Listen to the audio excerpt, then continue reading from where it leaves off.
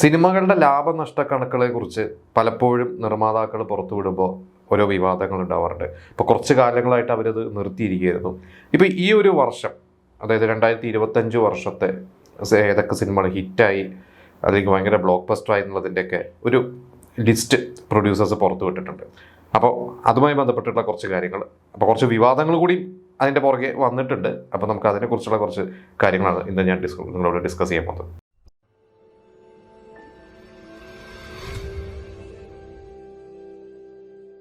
ഇപ്പോൾ ഈ വർഷം ഇതുവരെ, അതായത് ക്രിസ്മസ് റിലീസുകൾ ഒഴിവാക്കിയിട്ടുള്ള ഒരു കണക്കാണ് പ്രൊഡ്യൂസേഴ്സ് വിട്ടിരിക്കുന്നത്. അപ്പോൾ അതിൽ അവർ പറഞ്ഞ 184 സിനിമകളാണ് ഇതുവരെ റിലീസായിരിക്കുന്നത്. അതിൽ തിയേറ്ററൽ ഹിറ്റായത്, നമ്മൾ ഇവർ പുറത്തുവിട്ടിരിക്കുന്ന കണക്ക് ഇപ്പോഴും തിയേറ്ററിക്കലാണ്. മറ്റിതിൻ്റെ സാറ്റലൈറ്റോ അല്ലെങ്കിൽ OTTയോ മറ്റ് റൈറ്റ്സ് ഒക്കെ വിറ്റിട്ട് ചിലപ്പോൾ ലാഭകരമായിട്ടുണ്ടാവും. പക്ഷേ തിയേറ്ററിൽ ഓടി ഹിറ്റായ സിനിമകളെ ഒരു കണക്കാണ് ഇവർ വിട്ടിരിക്കുന്നത്. അപ്പോൾ ഇതിൽ ഒരു സൂപ്പർ ഹിറ്റുകൾ, അതായത് വൻ ഹിറ്റായി മാറിയ ബ്ലോക്ക് ബസ്റ്റർ സൂപ്പർ ഹിറ്റായ സിനിമകൾ, അതിൽ നമ്പർ 1 ലോകയാണ്. നമുക്കറിയാം, ലോക ഒരു ഇൻഡസ്ട്രി ഹിറ്റായി മാറിയ ഒരു സിനിമയാണ്.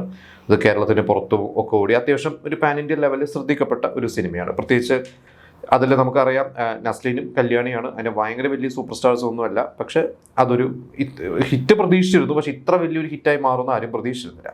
തൊട്ടടുത്തുള്ളത് തുടരുമാണ്. അത് നമുക്കറിയാം, തുടരും ഇതേപോലെ തന്നെ ഞെട്ടിച്ചതായിരുന്നു. അതുവരെ ഉണ്ടായിരുന്ന സിനിമകളുടെ കളക്ഷൻ ആണ് തുടരും വെട്ടിച്ചിട്ടാണ് ഇവിടെ നമ്മുടെ കേരള ബോക്സ് ഓഫീസിൽ ഇൻഡസ്ട്രി ഹിറ്റായി മാറിയത്. പിന്നെ 3ാം സ്ഥാനത്തുള്ളത് എമ്പുരാനാണ്. അപ്പോൾ ഈ ഒരു 3 സിനിമകൾ എടുത്തു നോക്കിക്കഴിഞ്ഞാൽ ഇതിൽ എമ്പുരാൻ വന്നു കഴിഞ്ഞപ്പോൾ അതുവരെയുള്ള എല്ലാ സിനിമകളുടെയും കളക്ഷൻ എമ്പുരാൻ വെട്ടിച്ചിട്ടാണ് എമ്പുരാൻ അന്ന് കേരള ബോക്സ് ഓഫീസിലുണ്ടായത്. പ്രത്യേകിച്ച് അന്ന് ഫസ്റ്റ് ഡേ കളക്ഷൻ നമുക്കറിയാം. ഫസ്റ്റ് ഡേ കേരള ബോക്സ് ഓഫീസിൽ ലിയോ ആയിരുന്നു 12 കോടി എന്തോ. അപ്പോൾ ആ ലിയോൻ്റെ കളക്ഷനാണ് എമ്പുരാൻ വെട്ടിച്ചിരുന്നത്. പിന്നീട് എമ്പുരാൻ ബ്രേക്ക് ചെയ്തത് എല്ലാ കളക്ഷൻ റെക്കോർഡുകളെയും കേരള ബോക്സ് ഓഫീസിലൊക്കെ ബ്രേക്ക് ചെയ്തു. അങ്ങനെയാണ് എമ്പുരാൻ വന്നിരുന്നത്. എമ്പുരാൻ്റെ കളക്ഷനാണ് പിന്നീട് തുടരും ബ്രേക്ക് ചെയ്തത്. തുടരുമിൻ്റെ ലോകയും ബ്രേക്ക് ചെയ്തു. ഇങ്ങനെയാണ് എൻ്റെ ഒരു അറിവ് വെച്ചിട്ട്. അപ്പോൾ വേൾഡ് വൈഡോ മറ്റു കാര്യങ്ങളൊക്കെ നോക്കുമ്പോൾ മറ്റു രീതിയിലായിരിക്കും എൻ്റെ കണക്ക് വരുന്നത്. കേരള ബോക്സ് ഓഫീസിലാണ് ഇവർ ഈ കണക്ക് എടുത്തിരിക്കുന്നത്. അത് കഴിഞ്ഞ് പിന്നെ 4ാം സ്ഥാനത്തുള്ള ഡയസ് റേ എന്ന് പറയുന്ന നമ്മുടെ പ്രണവ് മോഹൻലാലിൻ്റെ സിനിമ, അതും ഈ പറഞ്ഞ പോലെ വന്ന് വളരെ സൈലൻ്റ് ആയിട്ട് വന്നു. അത് നമുക്ക് രാജ്യങ്ങൾ ഭയങ്കര വലിയ പ്രൊമോഷനോ ഒന്നും ഇവർ ചെയ്തിരുന്നില്ല. പക്ഷേ ആ സിനിമയും നല്ല കളക്ഷനായിരുന്നു. പിന്നെ ആലപ്പുഴ ജിങ്കാന, അത് നസ്ലിന് ഭയങ്കര ബൂസ്റ്റ് കിട്ടിയ പടമാണ്. നസ്ലിന് മാത്രമല്ല, നമുക്കറിയാം സന്ദീപ് എന്ന് പറഞ്ഞ നടൻ, കുറേ പേര് ഒക്കെ ആ സിനിമ ഗുണം ചെയ്തിട്ടുണ്ട്.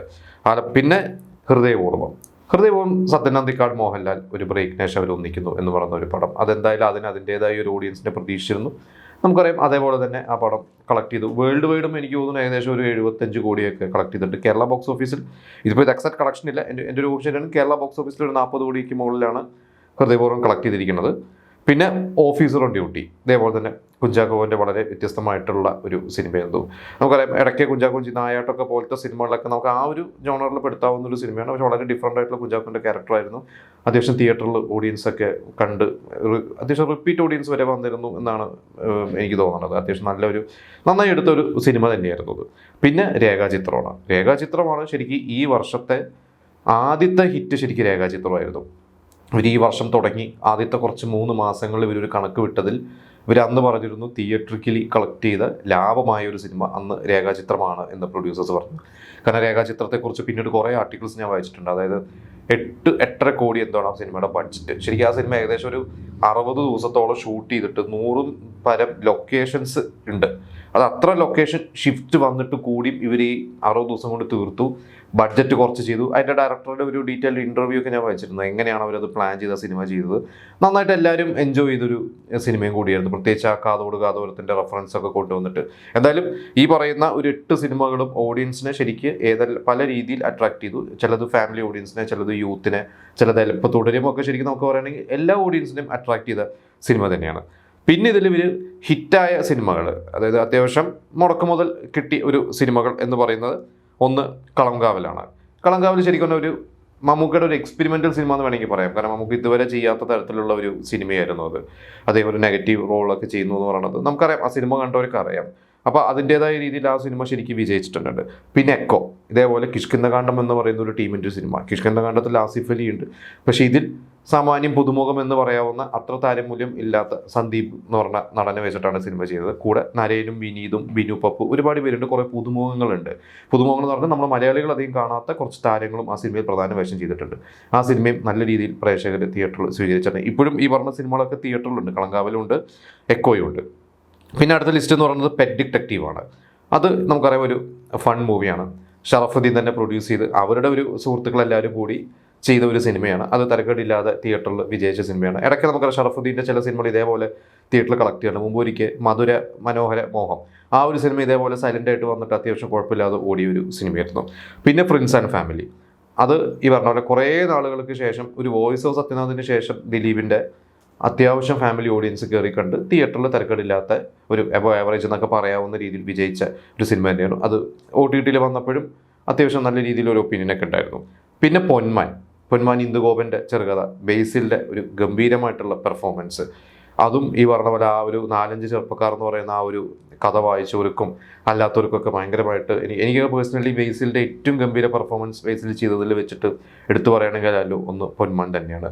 അതും ഈ പറഞ്ഞ പോലെ നന്നായിട്ട് പ്രേക്ഷകർ സ്വീകരിച്ചൊരു സിനിമയാണ്. അതിൻ്റേതായ ഒരു ഓഡിയൻസ് വന്നു, കുഴപ്പമില്ലാതെ ഓടി. പിന്നെ പടക്കളം ഇതേപോലെ തന്നെ വളരെ ബഡ്ജറ്റ് കുറച്ചിട്ടാണ് അന്ന് വിജയബാബുവാണ് പ്രൊഡ്യൂസർ. വിജയബാബു വളരെ ബഡ്ജറ്റ് കുറച്ച് ചെയ്തിരിക്കണം. ആദ്യത്തെ ഒരാഴ്ചയുടെ തന്നെ ഇവർക്ക് തിയേറ്ററിൽ നിന്ന് മുടക്ക് മുതലെന്ന് കിട്ടി എന്ന് ഇവർ പറഞ്ഞിരുന്നു.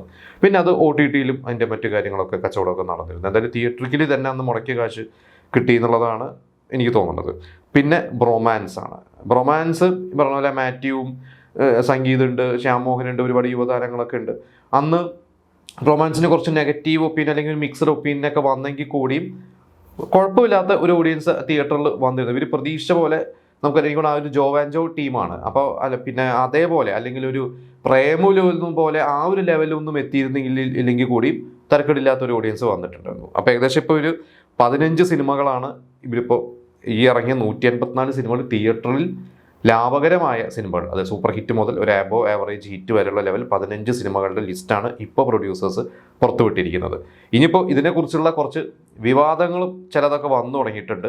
അതിലൊരു വിവാദം ഇപ്പോൾ ഇന്ന് എൻ്റെ ശ്രദ്ധയിൽപ്പെട്ട ഒരു വിവാദം, ഇന്നിപ്പോൾ അതിലൊരു വിവാദം വന്നിരിക്കുന്നത് നരിവേട്ട എന്ന് പറയുന്ന സിനിമയുടെ സംവിധായകൻ അനുരാജ് മനോഹറാണ്. അനുരാജിൻ്റെ ഒരു ഫേസ്ബുക്ക് പോസ്റ്റാണ്. അപ്പോൾ ഈ ഒരു നീണ്ട ഫേസ്ബുക്ക് പോസ്റ്റാണ്. അത് നിങ്ങൾ ഫേസ്ബുക്കിൽ കയറിയ കാണാം. ഇതിൽ ഒരു ക്യാപ്ഷൻ എന്ന രീതിയിലൊക്കെ വന്നിരിക്കുന്നത് തിന്നുകയുമില്ല തീറ്റിക്കുകയുമില്ല. ഇതിൽ അനുരാജ് പറഞ്ഞിരിക്കുന്നത് നരിവേട്ട എന്ന് പറയുന്ന ഒരു സിനിമയുടെ കഥയുമായിട്ട് ഇവിടുത്തെ പല പ്രൊഡ്യൂസേഴ്സിൻ്റെ അടുത്ത് പോയി പല പ്രൊഡ്യൂസേഴ്സും അതായത് ഇവിടുത്തെ പല പ്രൊഡ്യൂസർമാരെ സമീപിച്ച് അവർ നിരസിച്ച സിനിമ കൂടിയാണ് നരിവേട്ട. അവസാനം ആ ഒരു സിനിമ എനിക്കൊരു പുതിയ പ്രൊഡക്ഷൻ കമ്പനിയാണ് അവർ ചെയ്തു. ആ സിനിമ ലാഭകരമാണ്. അതേ പ്രൊഡ്യൂസർ ഇവരെ വെച്ചിട്ട് തന്നെ അനുരാജിനെ വെച്ചിട്ട് തന്നെ പുതിയൊരു സിനിമ ചെയ്യാനുള്ള ഒരു പ്ലാനിങ്ങിലാണ്. അപ്പോൾ ഈ പ്രൊഡ്യൂസർമാരുടെ ഈ ഒരു പ്രവണത മുമ്പ് നമുക്കറിയാം, ഇവർ പ്രൊഡ്യൂസർമാരെ എല്ലാ മാസവും കണക്ക് വിട്ടിരുന്നപ്പോൾ അതിനെതിരെ ഒരുപാട് പേര് വന്നിരുന്നു. കാരണം ഇത് വെറുതെ അതായത് സിനിമയിലോട്ട് വരാൻ പുതിയ നിർമ്മാതാക്കളെ അകറ്റുകയാണ് ഈ ഒരു പ്രവണത എന്ന് പറഞ്ഞ് ഇവരുടെ എതിർപ്പുകളൊക്കെ വന്നതുകൊണ്ടാണ് ആ സിനിമ ഇവർ ഈ ഒരു കണക്ക് പുറത്തു വിടാതിരുന്നത്. ഒരിക്കൽ ലിസ്റ്റിൻ സ്റ്റീഫൻ തന്നെ പറഞ്ഞിട്ടുണ്ട്, ഞാൻ കണക്ക് പുറത്തു വിടുന്നില്ല, ആർക്കും താല്പര്യമില്ലെങ്കിൽ പുറത്തു വിടുന്നില്ല എന്ന് പറഞ്ഞു. കാരണം ഇവരുടെ ഇടയിൽ തന്നെ ഒരു അഭിപ്രായ വ്യത്യാസങ്ങൾ വന്നപ്പോൾ ആണത് സ്റ്റോപ്പ് ചെയ്തത്. ഇപ്പോൾ ഇതിനെക്കുറിച്ച് ഇവർ പറയുന്നത് ഈ സിനിമ ലാഭകരമാണ്, അതിൻ്റെ എല്ലാ കണക്കും അക്കൗണ്ട് വിവരങ്ങളും പുറത്തുവിടാൻ ഞങ്ങൾ തയ്യാറാണ്. ആദ്യം പ്രൊഡ്യൂസ് ചെയ്ത സിനിമ ലാഭകരമാവുകയും അതേ സംവിധായകനെ വെച്ച് മറ്റൊരു സിനിമ അവർ പ്ലാൻ ചെയ്യുകയും ചെയ്യുന്നത് സിനിമയിൽ വിരളമായി സംഭവിക്കുന്ന ഒന്നാണ്. അത്തരം ഒരു സന്ദർഭത്തിൽ ഞങ്ങൾ അടുത്ത സിനിമയുടെ ആലോചനയിൽ നിൽക്കുന്ന സമയത്ത് ഇത്തരം ഒരു വിധി ഉണ്ടാകുന്നത്. ഓരോ സിനിമയും ഓരോ പോരാട്ടമാണ്. ആരും കൈപിടിച്ച് കയറ്റിയതല്ല. നടന്നു തഴഞ്ഞ ചെരുപ്പുകളും വിയർത്തൊട്ടിയ കുപ്പായങ്ങളും സാക്ഷി. അധ്വാനങ്ങളെ കണ്ടില്ലെന്ന് നടിച്ചോളോ, ചവിട്ടി മെതിക്കരുത് എന്ന് പറഞ്ഞിട്ടാണ് അനുരാജ് വളരെ വികാരഭരിതനായിട്ടൊരു പോസ്റ്റ് ഇട്ടിരിക്കുന്നത്. അപ്പോൾ ഇനി വരും ദിവസങ്ങളിൽ ഇനി വീണ്ടും വേറെ സിനിമകളുടെ സംവിധായകരോ അതിൻ്റെ അണിയറ പ്രവർത്തകരൊക്കെ ഇനി ഇതേപോലെ തന്നെ വിമർശനങ്ങളൊക്കെ അല്ലെങ്കിൽ ഇതിനെതിരെയൊക്കെ വരുമോ എന്നറിയില്ല. എന്തായാലും നമുക്ക് എന്തായാലും കാത്തിരുന്ന് കാണാം. ഇപ്പം ഞാൻ ഈ പറഞ്ഞ ഇതാണ് പ്രൊഡ്യൂസേഴ്സ് വിട്ടിരിക്കുന്നത്. ഇതിൽ നിങ്ങൾക്ക് തോന്നുന്നത് എന്താണ്? പ്രൊഡ്യൂസേഴ്സ് വിട്ട കറക്റ്റ് കണക്ക് എല്ലാം ശരിയാണോ? അതോ ഏതെങ്കിലും സിനിമകൾ അവർ മനഃപൂർവ്വം ഒഴിവാക്കിയോ? അല്ലെങ്കിൽ ഇവർ വിടുന്നതൊക്കെ തെറ്റാണോ ശരിയാണോ അത് വേണോ എന്നുള്ളത് നിങ്ങളുടെ അഭിപ്രായം എന്താണെന്ന് നിങ്ങൾ നമുക്ക് കമൻറ്റ് ചെയ്യാം.